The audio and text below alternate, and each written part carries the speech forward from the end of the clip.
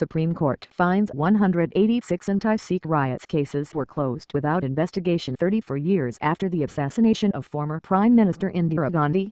The Supreme Court on Wednesday ordered reopening 186 cases pertaining to the anti-Sikh riots that followed. The bench headed by Chief Justice Deepak Misra handed over the cases, which were closed by the earlier Special Investigation Team SIT, to a newly formed three-member SIT headed by retired High Court judge for fresh investigation. The bench said the supervisory body, appointed by it, has found that out of 241 cases, 186 cases were closed without investigation. The bench said the proposed committee will be headed by a former HC judge and consists of one retired and one serving police officer. The center has also been allowed to suggest names for the SIT.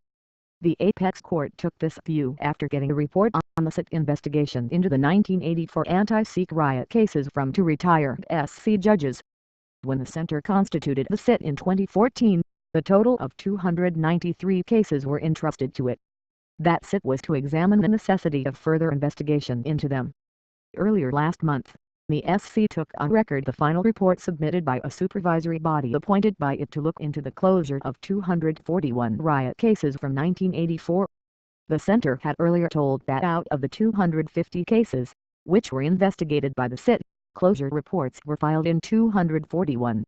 It had said that 9 cases were still being investigated by the SIT, while 2 cases are being probed by CBI. The Apex Court had on March 24 asked the center to place before it the files pertaining to 199 cases of the riots which the SIT set up by the Home Ministry had decided to close.